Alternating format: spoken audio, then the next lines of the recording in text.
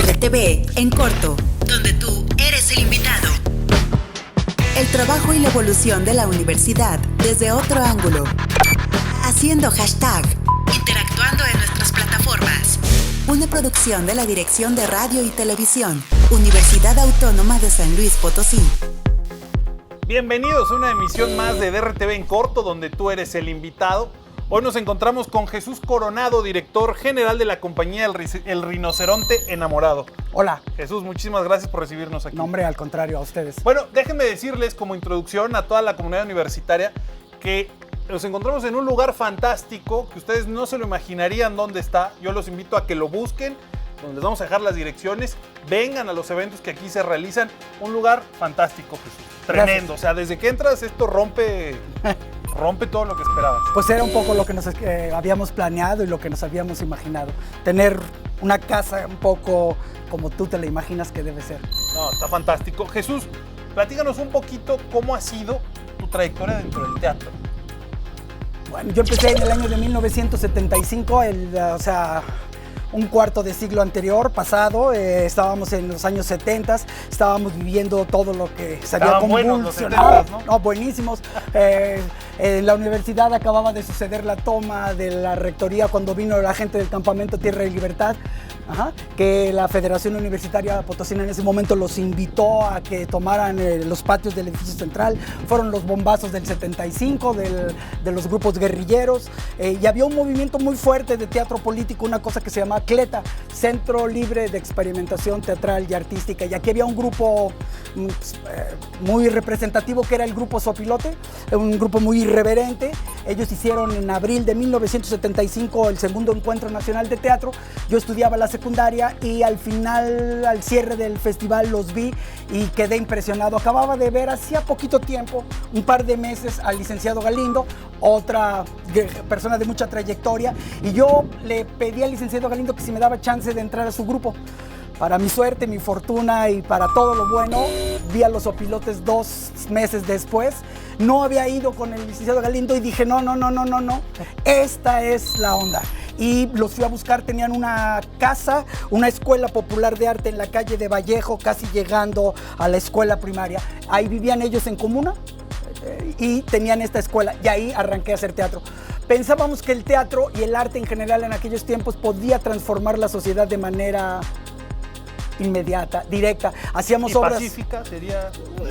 Eso no nos interesaba mucho. Lo que nos interesaba es que el asunto se transformara, y no muy pacífico, porque pensábamos que el teatro podía transformar la conciencia del obrero, del estudiante, y que podía pasar a un acto de acción política inmediata. Jesús, yo desde que he estudiado la primaria, la secundaria, siempre nos dicen, a los mexicanos no les gusta el teatro. ¿Es cierto o es falso? Porque es como una concepción general de todos los mexicanos y no la creemos, ¿eh? No, yo creo que hay algo de razón.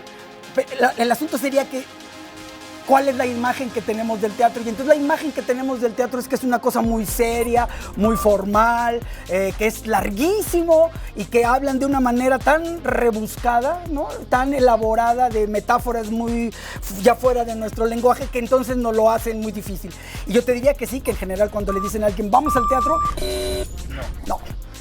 El asunto es que cuando te puedes encontrar con la manifestación, y si esta manifestación es un poco más cercana a la realidad, entonces te das cuenta que no, que es algo maravilloso y que es algo que puede ser muy mágico y divertido, entretenido. Tenemos la duda todo el equipo, hicimos unas apuestas. ¿Por qué? ¿Cómo surge el Rinoceronte Enamorado? Ajá, ¿el nombre? El nombre. ¿Cómo surge como tal el lugar? O sea, la idea del Rinoceronte Enamorado. Órale, te los cuento más o menos. Hacia aquellos tiempos, hacia 1985, más o menos por la época del temblor, encontramos una nota en el periódico que decía que solamente había 200 rinocerontes blancos en el mundo. Actualmente hay uno. Y afortunadamente a través de la inseminación artificial van a nacer un par de rinocerontes. Pero en ese momento era una noticia terrible. Está en extinción los rinocerontes. Quedaban 200 y estaban marcados. Y estábamos en una reunión varios compañeros y de repente nos dijimos, somos como rinocerontes. O sea, cada vez somos menos los que seguimos haciendo teatro, porque muchos de nuestros colegas habían empezado a tener familia y habían tenido que ir a trabajar, o se habían ido desertando del oficio escénico. Entonces dijimos, a la radio y a la televisión. Ándele, televisión universitaria y cosas de esas, como ese joven que está ahí enfrente. Y entonces nos dijimos eso, nos sentimos como rinocerontes, y de ahí salió pero pensábamos que le faltaba un adjetivo calificativo. Al rinoceronte lo matan porque le cortan el cuerno y dicen que lo muelen y es afrodisíaco, y esa cosa pues era en el mismo excitante. lugar donde hacen sopa de murciélago, Ándale, exacto. En el mismo lugar. Y entonces buscamos un adjetivo que no podía ser el rinoceronte libidinoso, cachondo, cosa por el estilo, y pensamos que podía ser enamorado. Y ahí ubicamos que si seguíamos haciendo teatro es porque estábamos enamorados del oficio. Y ahí, desde ahí quedó. Primero fue una revista y tenía tanto éxito el título que cuando hicimos este grupo, esta compañía, hace 25 años, Eden, que estaba chavito, se acordó de que la revista se llamaba El Rinoceronte Enamorado y que el nombre funcionaba, y él propuso que se lo pusiéramos a nuestra compañía. Desde ahí nos llamamos. Y a tu segunda pregunta, en el 2000 tomamos el Teatro del Seguro Social, tomamos en el mejor sentido, o sea, hubo una cosa que se llamaba Teatros para la Comunidad Teatral, un proyecto que permitía entregar en comodato los inmuebles del Seguro Social.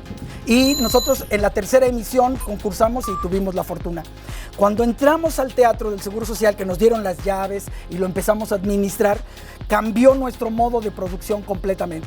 Y ahí estuvimos 9 años, y más o menos te diré como hacia el cuarto año nos dimos cuenta que en el mejor sentido de la palabra estábamos muy enviciados. O sea que ya no íbamos a poder vivir sin un edificio teatral, tener las llaves, entrar y salir, y nos aventamos a la aventura de tener un espacio propio. Y este lugar era un terreno que pertenece al gobierno del estado, donde guardaban tapancos y cosas, y era un lote baldío. A través de eso y de un programa que se llama Programa de Apoyo a la Infraestructura Cultural en los Estados, logramos hacer este edificio. Jesús, hace falta como 4 programas de DRTV en corto para que nos sigas contando la historia. Pero ahí los dejamos emocionados. Ahí los dejamos emocionados. Agradecerte la oportunidad de estar aquí, de recibirnos, de recibir las cámaras de DRTV para que la comunidad universitaria conozca este fantástico proyecto. Y felicitarlos por lo que están haciendo, pero vamos a hacer un recorrido fantástico aquí en tus instalaciones. Órale. Bueno, muchísimas gracias. Continuamos en DRTV en corto, donde tú eres el invitado. DRTV en corto, donde tú eres el invitado. Interactúa en nuestras plataformas.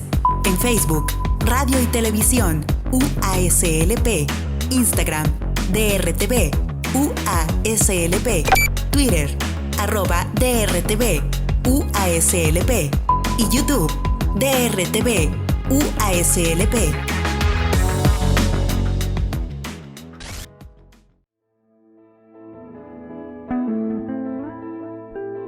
El Rinoceronte Enamorado es una compañía teatral mexicana que intenta responder al tiempo que nos tocó vivir.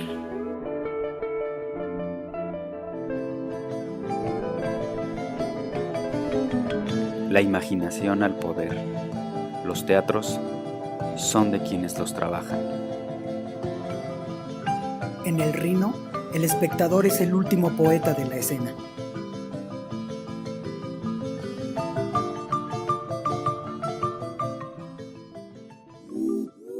Continuamos con esta emisión. Ahora tenemos otro invitado de lujo. Nos acompaña Eden Coronado, miembro fundador del Rinoceronte Enamorado.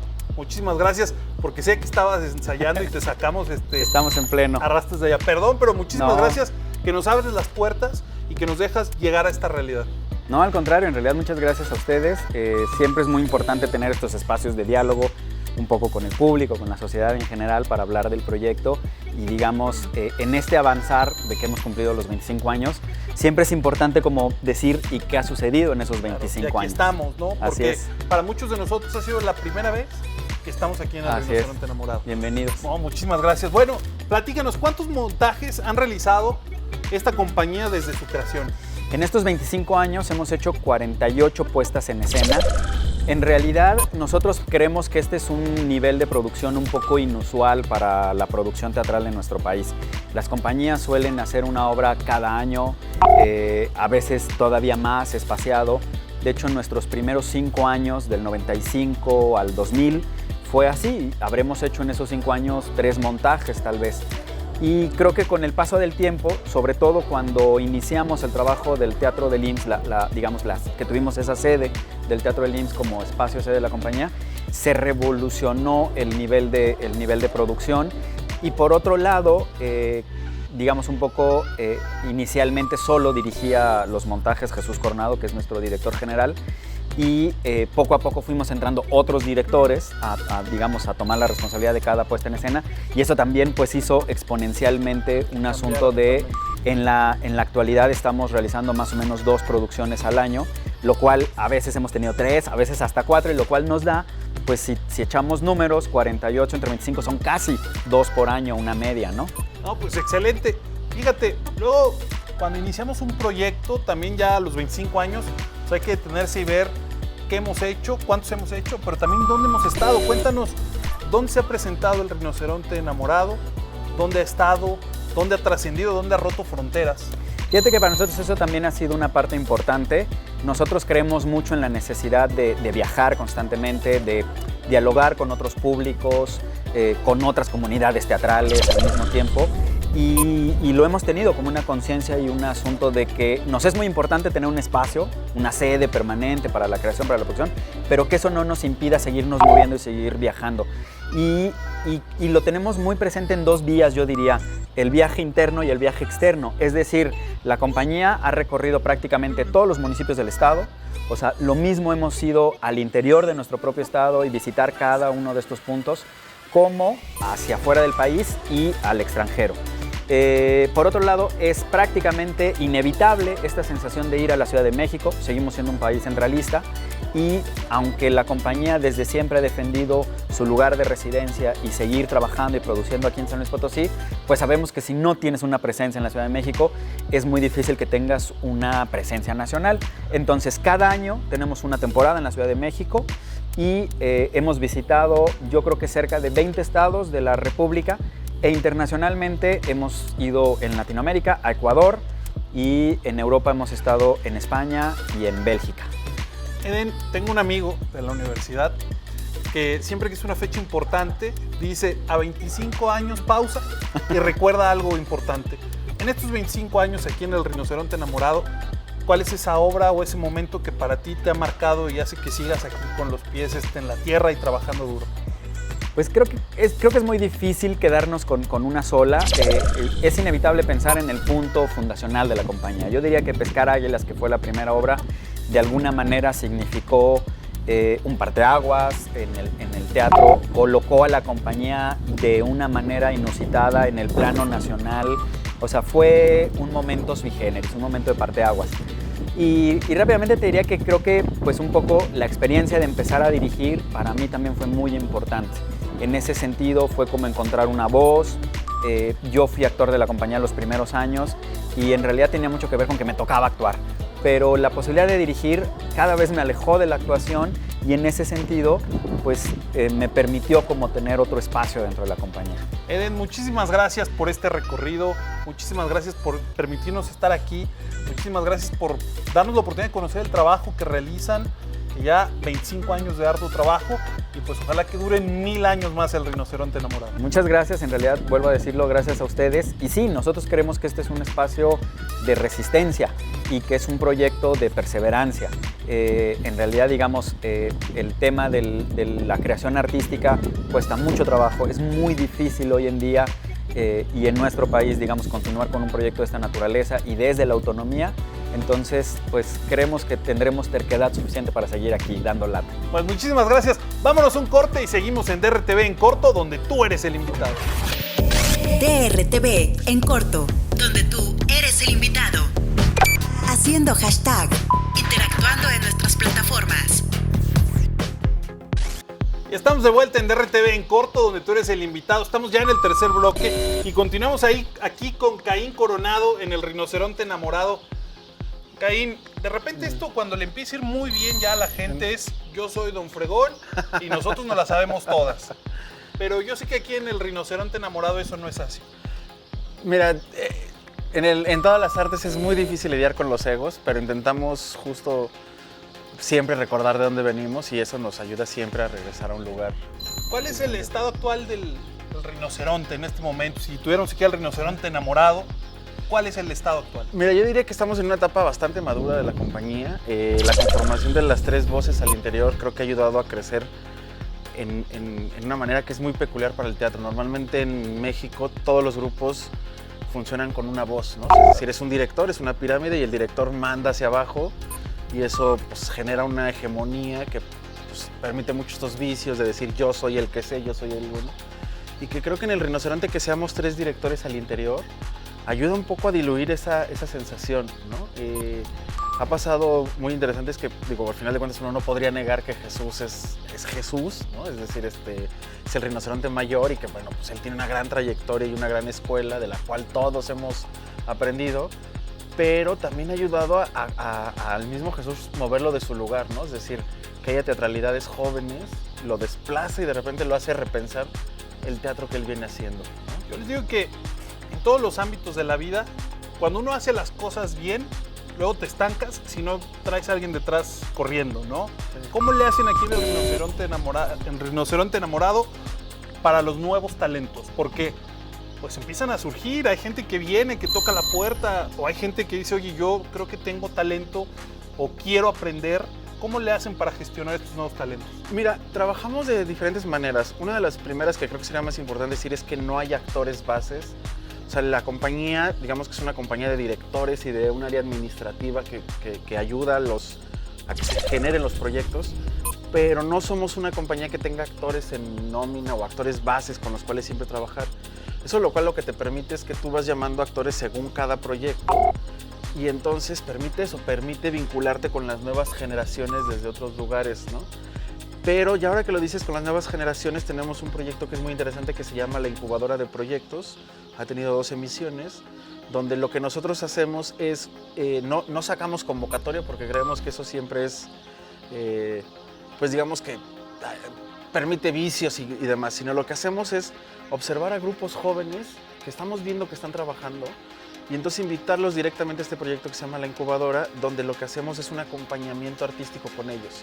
No es una asesoría, no es de yo vengo y te digo cómo se hacen las cosas, claro, sino es un proceso en el que ellos tienen que abrir su manera de trabajar con nosotros. Y nosotros un poco funcionamos como una especie de faro que les dice, mira, yo aquí veo tal cosa, aquí podrías probar esto y demás.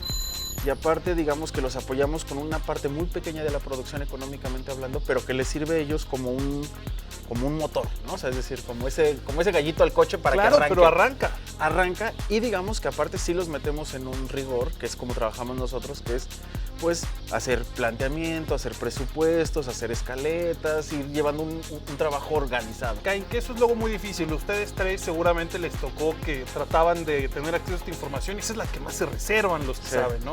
Ese es como el truco de la receta que no te doy y eso es lo que realmente tú necesitas. Hablando de la lana, que es lo que mueve esto, ¿cómo le hacen? Porque uno entra aquí al rinoceronte y dice, wow, aquí lo que sobra es recursos, con esa finta te vas arrancando. ¿Cómo le haces para financiar los costos globales? Porque además en México, en este momento y en el mundo, el teatro están metiendo un puñetazo el COVID. Entonces, ¿cómo le hacen para subsistir? ¿Cómo le hacen para financiar esto? ¿Y cómo le hacen para que los trabajadores sigan, los artistas sigan?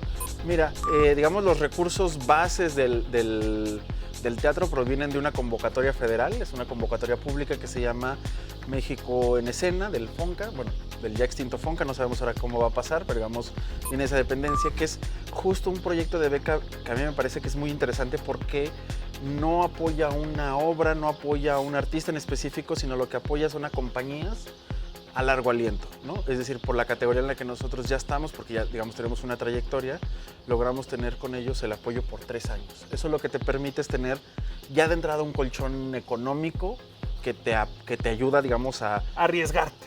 Y administrativamente te ayuda a tener una planeación, ¿no? Esa convocatoria nosotros, aparte del recurso, lo que agradecemos mucho es que nos ha cambiado el chip de cómo trabajar.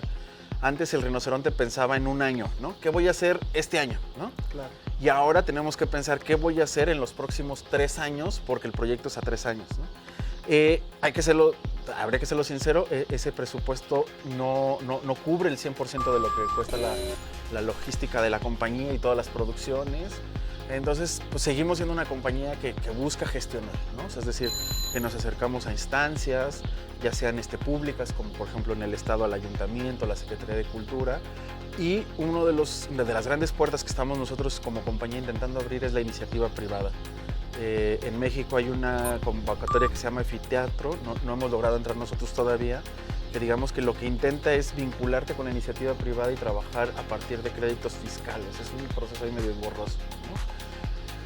Pero creemos que también, por otra parte, es la única manera de seguir siendo... Nosotros ya no nos gusta mucho el término independientes, ¿no? Porque se entiende por independiente aquel que está completamente al margen de las instituciones, sino nos autonombramos más bien autogestivos, ¿no? Y digamos que eso es lo que nos dices, yo gestiono y puedo gestionar con cualquier institución, pero sigo siendo dueño de mi discurso, ¿no? Y por ahí es que pues, muchísimas gracias, de verdad. Es increíble lo que están logrando aquí. Ya desde que entras es un shock. O sea, entras y te sorprendes. Y pues muchísimas gracias por darnos este espacio, por abrirnos las puertas y por seguir con nosotros en esta aventura aquí en DRTV. Muchas gracias por darnos el espacio. Muchas gracias a ustedes. Bueno, continuamos en DRTV en corto, donde tú eres el invitado. Vámonos un corte y ya volvemos. DRTV en corto, donde tú eres el invitado. Interactúa en nuestras plataformas. En Facebook, Radio y Televisión, UASLP, Instagram, DRTV, UASLP, Twitter, @DRTV, UASLP y YouTube, DRTV, UASLP.